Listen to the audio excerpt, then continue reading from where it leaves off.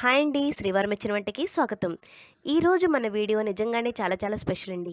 ఎందుకంటే గోంగూరతో ముందు వీడియోలో మనం పచ్చడి చూసాం. ఈసారి మన వీడియో గోగుపూ పచ్చడి అండి. అది ఎలా తయారు చేయాలో మనం నేర్చుకుందాం. మీరు చూస్తున్నది గోగుపూ అండి. ముందుగా మనం గోగుపూను వలుచుకోవాలండి. పింకు రేఖలు మాత్రమే మనకు ఉపయోగపడతాయి, మిగిలినవన్నీ తీసేసుకోవాలి. ఇలా ఒలిచేసుకుని ఇది ఉపయోగపడదండి. అలాగే మొత్తం పువ్వు అంతటిని కూడా ఒలుచుకోవాలి.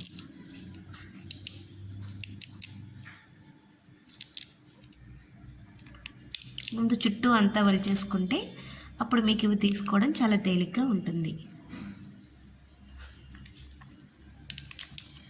అన్నీ కూడా ఇలా ఒలిచి పెట్టుకోవాలి. పువ్వంతా ఒలిచేసుకున్నాం కదండి. ఇప్పుడు పువ్వంతా శుభ్రంగా కడిగేసుకుని ఒక కాటన్ క్లాత్ మీద ఆరనివ్వాలి.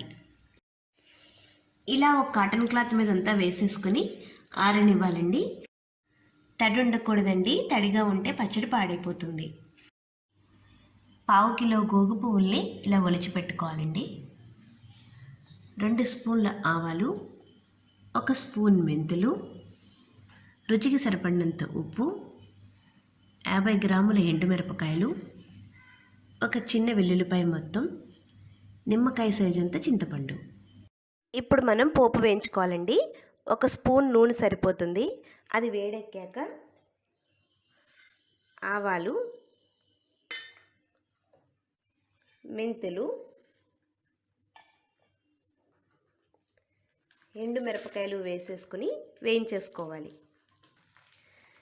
ఎండుమిరపకాయలు కూడా వేసేసి వేయించుకోవాలి. పోపు వేగిపోయింది కదండి. ఇప్పుడు ఇది చల్లారాక మనం మిక్సీ పట్టుకోవాలి. లో ఫ్లేమ్లో మాత్రమే వేయించుకోవాలండి, అప్పుడే ఎండుమిరపకాయలు ఎర్రగా ఉంటాయి. గోగు పువ్వు, చింతపండు ఒకేసారి వేయించుకోవాలండి. దగ్గర పడేంత వరకు కూడా మగ్గించుకోవాలి. లో ఫ్లేమ్లోనే మగ్గించుకోవాలండి. చూడండి, అంతా దగ్గర పడిపోయింది కదా.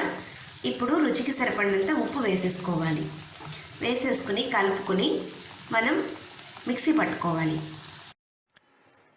ఇప్పుడు ఉడికించి పెట్టుకున్న గోగు పువ్వుని, ముందుగా ఆడిపెట్టుకున్న పోపు రెండూ కూడా మిక్సీ పట్టుకోవాలండి.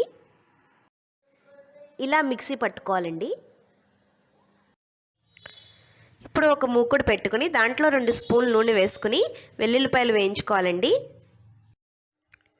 నూనె వేడెక్కుతుంది కదండి. ఇప్పుడు మనం వెల్లుల్లిపాయలు వేసేసుకోవాలి. వెల్లుల్లిపాయలు వేగిపోయాయి కదండి. ఇప్పుడు మనం ఆడిపెట్టుకున్న పచ్చడి అంతా కూడా ఇందులో వేసేసుకోవాలి. ఒక 2 నిమిషాలు ఉంచి కట్టేసుకోవాలండి.